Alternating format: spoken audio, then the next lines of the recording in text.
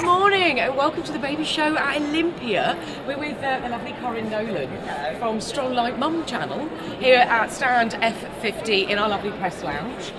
This isn't the first time, if you guys have been following us at the baby shows, it's not the first time we've had Korin on our lovely live lounge section. Last time we saw each other was Excel. It was the Excel, and that was probably, I think we worked it out to be like April, was it? Yeah, sort of March, April time. Out here with this chap. And then this is the results of my big belly. Yeah. Here he is, this is Jack. Little baby Jack. He was a stonking, what is it, 4 months old? He's 4 months old, so when Quite he was born, he's very big. He was £9.5. £9.5? When he was born, yes. I wasn't quite expecting that. But yeah, here we go, I managed it. Came out in a suit and tie, that kind of thing. Yeah, started feeding straight away. No, it's lovely. It's lovely that he's going to be with us today to kind of go through some exercises. So yes. if you set him up so we can all see him. Yeah, exactly. And I could just basically play with him, which is kind of lovely. It's actually adorable. So if you guys remember from March, we were doing some like basic exercises. You were very pregnant at the time. Well, we did some exercises with the buggy, didn't we? We did a few kind of lungy and squat type movements that you can do with your eye candy pram.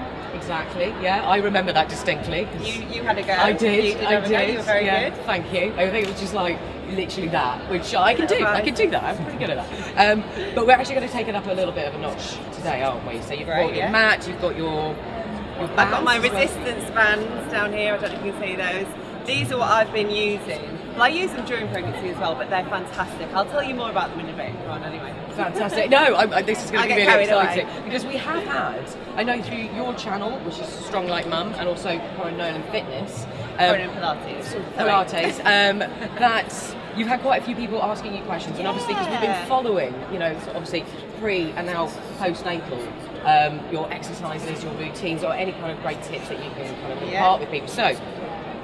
Go for it. Let's go to social. Let's go for it. And get some of these out. So we've had a few. Right, the first question that we've had coming through on Instagram, can I lift weights in pregnancy?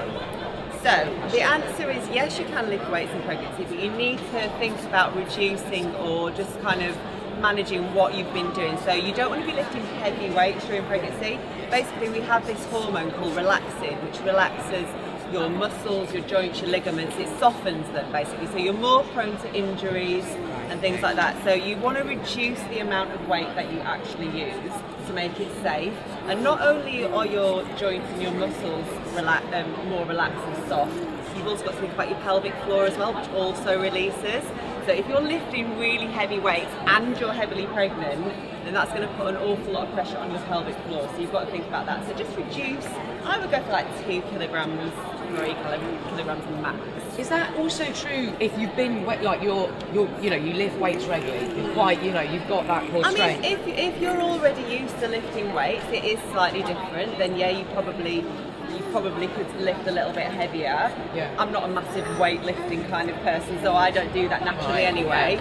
But I would still say you've got to be careful, just because even if you're used to, oh hello Jack, just because you're used to lifting really heavy weights, your body does change so much throughout pregnancy, and with that hormone, everything's just going to change. So you've really got to think, and just be careful. It's 9 months, just be careful. Exactly. So maybe the recommendation is go a lot less, like you say, go with kind of like 2, something like that, and then just to see how your body adapts. Yeah, well the thing is you can't always tell until after pregnancy. Like I actually lifted weights during my pregnancy, but then after pregnancy I've now been diagnosed with a prolapse, which is not great at all, but I'm working with it, and I think I didn't lift heavy weights, but I think that may have possibly contributed to it, in all honesty. So I would say, from safety points of view, don't do it. But there you go. There you go. Perfect. Perfect advice. Unless you really, that's what you do, and you know how you stand with weights. If you're completely like a novice. Oh yeah, just go for small, tiny, really small. No more than that. You don't need to. Perfect. Okay, fantastic. The next one we've had through. So, hang on, let's have a little look. I like to do HIIT training. Yeah. Is that safe during pregnancy? During pregnancy. What you've got to do again is reduce it. You've got to think about doing low impact work. So nothing that's going to jump up and down, because again that's going to put a lot of pressure on your joints and a lot of pressure on your pelvic floor. So thinking about doing things like lunges, static lunges. So if you're here, You're doing a static lunge. Whoops, bang my elbow. We're limited on space. Maybe not do it in loads of foliage or a stand. Maybe a little bit more room around you, or a squat, you know, just things like that that you can. HIIT training is kind of faster paced anyway, so you've got to think about slowing things down, especially as you become bigger. But there are ways of doing it, just modifying it and making sure it's safe and not doing anything too jumpy. Yeah, I think that... No burpees. Yeah, that kind of thing. No crazy, sweating. You just want to slow the pace down completely. And I think that's so important, just to go back on what you said about that hormone.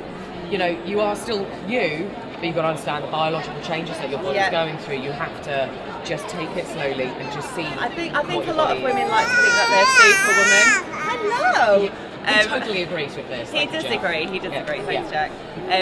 We all like to think we're a bit of superwoman, especially if you're into fitness. Oh yeah, I can do anything. I can keep going and keep it hardcore. Well, actually, it's not that sensible to do that. You just need to bring it back a little bit. Yes, it's great to exercise, but just be sensible. I'm going to give Jack his dummy. Yeah, fantastic. And I was just about to get ready to rock him there as well. I like it. There we go. There we go. There you go, Jack. We can do this. Two women. We can, we can deal with the crying baby and Instagram Live. Yeah, we can do this. And then exercise, you know, which is probably true for a lot of people right now. Multitasking. Another thing that's come through, it's actually quite a bit on Twitter, it's all about pelvic floor. Yes. So I think, you know, during pregnancy, and then also a lot of people discussing about C-sections. And is it still important to be thinking about pelvic floor exercises or not? Well, this is the misconception. Because you've had a C-section, oh well, therefore I didn't have a vaginal birth, so therefore I don't need to do pelvic floor exercises. Well, your pelvic floor has still been under a massive amount of pressure because you've carried a baby for 9 months, and that pressure pushing down on your pelvic floor, and also again going back to those hormones and that relaxing, yes, it's important to do pelvic floor work, even if you've had a C-section. There's a great app that I've been using, and it's called Squeezy, and it's an NHS app, and it tells you, it times you how many kind of repetitions you do, and it just kind of keeps you on track, and it reminds you, it pings every 10 seconds, oh no, every 10 seconds, every half an hour until you've done it. You've got to do it 3 times a day, so just put it like, oh, okay, I'm going to do it, I'm going to do it. So when you're in the supermarket, that kind of thing of like, just smell the cereal aisle. I'm now just going to stand here and squeeze for a little bit. No, but it's really good. It just keeps you on track and reminds you to do it.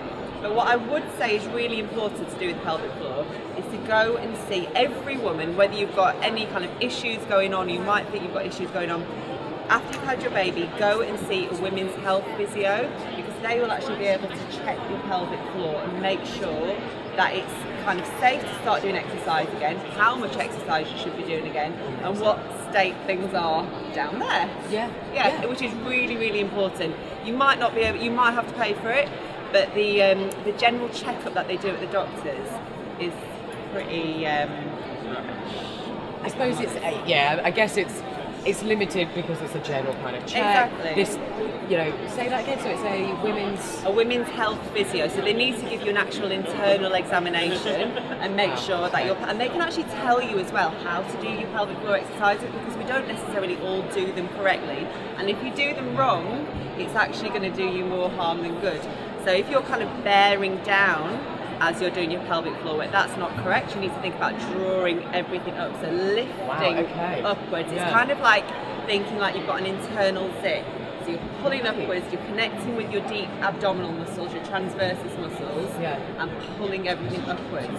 But your physio will be able to help you, will talk you through and advise you how to do that, how many repetitions you should do, etc, etc. How did you hear about that? Is that something from your GP or is it from research? This, to be honest, I mean, I knew about all of this, obviously, because I do a lot with postnatal and pregnancy anyway, but having gone through what I've just gone through now after having Jack with the prolapse, I went to see my GP and she said, oh yes, you've got a prolapse.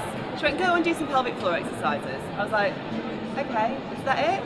I mean, I'm a Pilates teacher. That's a pretty loaded suggestion. And that's it. Go away, off you go, do some pelvic floor. I mean, I'm a Pilates teacher. I know how to do pelvic floor exercises.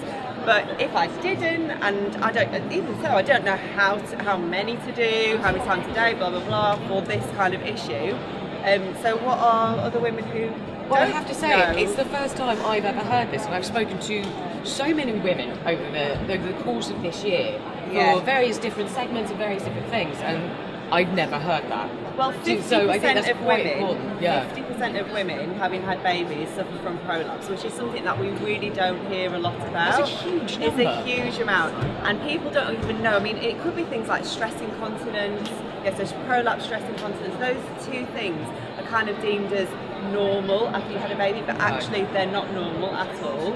And if you go and see someone, then you can kind of prevent things from getting worse and help you strengthen those muscles, and hopefully things will go back to normal rather than having to live with it for years and years and years. Yeah, because I think your body goes through a huge trauma almost by having a baby, but I think you're right, you shouldn't just, well, because I've had a baby, this is just how I have to live now. Exactly. Like, there are ways you can actively get involved with your own body. I think that's really important. And so, you might have to spend on it, you might have to go and see some, I think with the NHS, you've got to actually have an issue to maybe get transferred to Women's Health Physio. But if you pay for it, it's one of the best things you could do. And I imagine you maybe only have to pay for maybe 1 or 2 sessions with this person? It really so they put you on the right path. It really depends, you might just need to go for a couple of sessions. It depends on kind of what's happening and if you've got any issues. They might be able to just advise you in one session.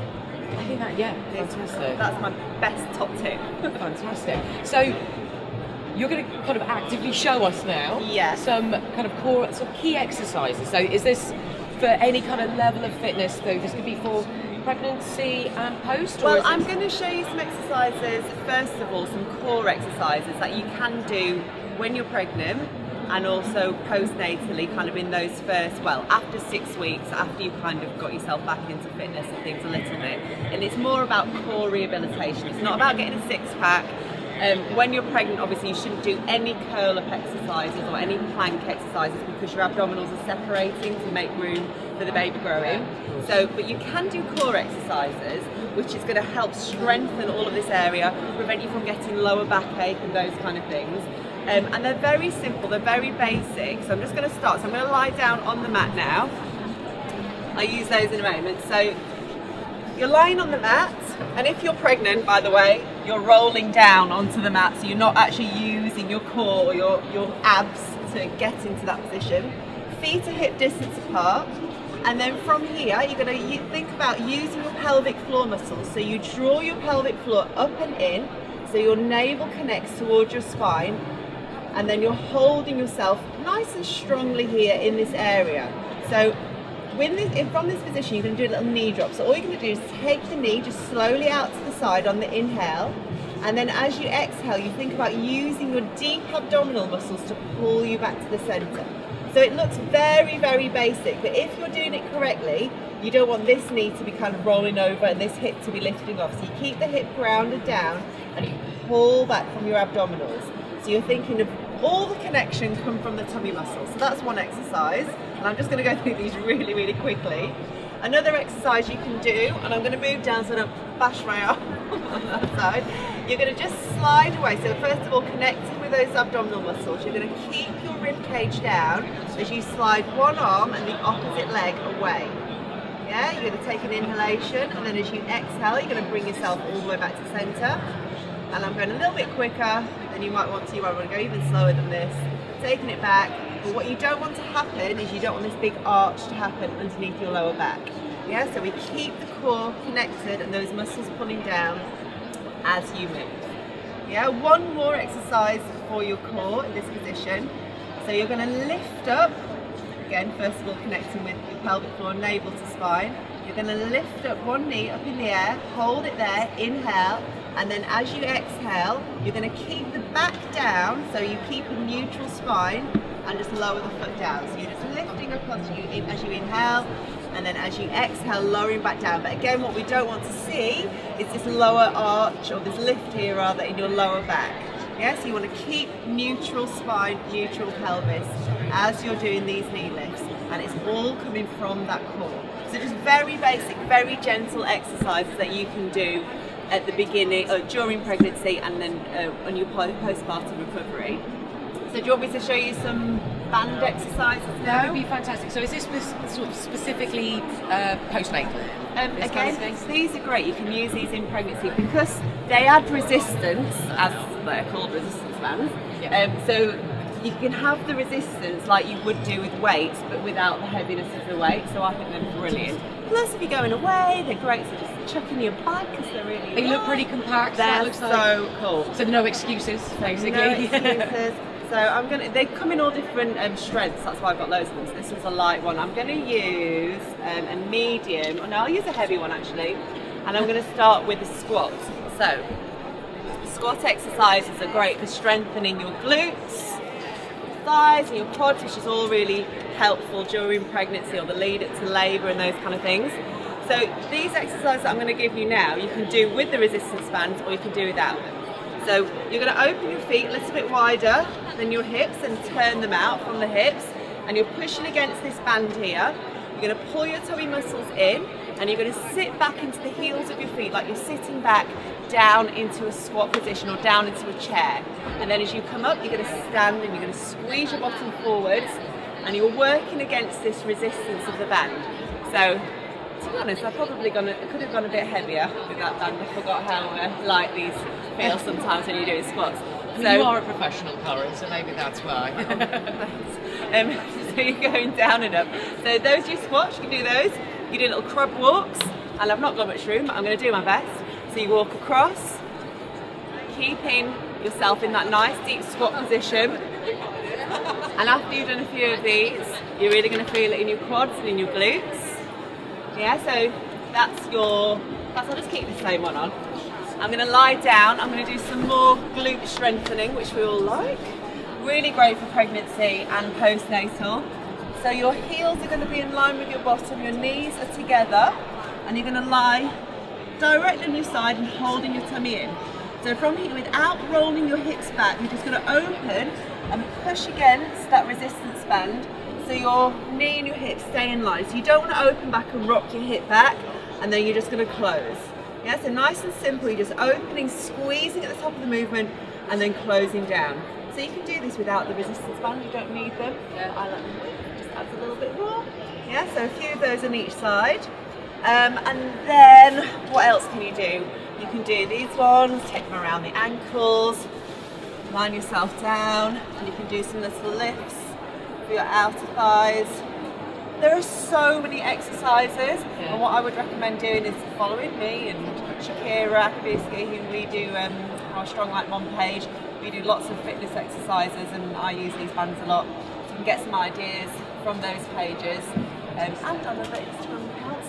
Yeah. So there you go. So there's a few little exercises. That makes it so easy as well. What I like is that you don't have to have like a gym membership. You can literally get some bands that probably like nothing. Like, oh yeah, these like are from Amazon. Yeah, these from Amazon, really cheap.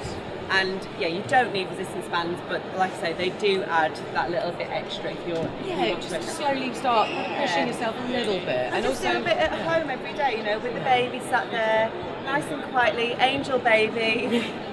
He is amazing today. I'm just like doing really well. I've got a great job here. Luckily, I've got away with not doing any exercises. I've just got a tiny baby holding my finger right now. It's lovely. But what's lovely, like you say, it's private. So if you are feeling like you're really not ready to get out there, and like you say, like you've got a small one, you don't have to get in the car, go to the gym just to do this. Exactly. Yeah. 15 minutes at home. Start watching your favourite programme. Just a little bit of me time. Make up. Yeah, great. And considering we're pretty much always on Instagram, why not go onto your channel and see some exercise and go, right, that's 2 minutes, I'll give that a go. Yeah, while the kettle's boiling or something like that, you can actually slowly chip into your day-to-day life. And it is just about making those small changes, especially postnatally as well. You don't want to rush back into exercise. That's the worst thing you could do. Rest up for those first few weeks, make sure that everything's your abdominals have joined back together, you've had your check with your physio, and that you're able to go back and start exercising again. And then it's about rehabilitation and just bringing yourself back to a point where you can start exercising. If you're used to doing a lot of exercise, you might feel like you can really go for it straight away, but actually just reduce it a little bit, and come back to doing some of the more basic stuff, and then you'll kind of be in a better position to go slowly see where your body's at. Yeah. Because is there a particular time? You know, is there like a set rule? Like, oh, okay, you've just given birth, give it 2 weeks, or is it? No, you should. Well, they say as a general rule of thumb 6 weeks, but you need, and that's because it takes usually around 6 weeks for those abdominal muscles to join back together. But as I've said before, it's not just about that; it's about what's happening in the pelvic floor as well. So, and everyone's different, and not only is every woman different, but every pregnancy is different. You know, this one is completely different to my previous pregnancy with Olympia. I was jumping around doing burpees, well, not 6 weeks after, a little bit longer than that, but you know. But now I've got to keep it all low impact, no heavy weights. It's completely different. It is a different journey, but you know, just embrace it, go with it.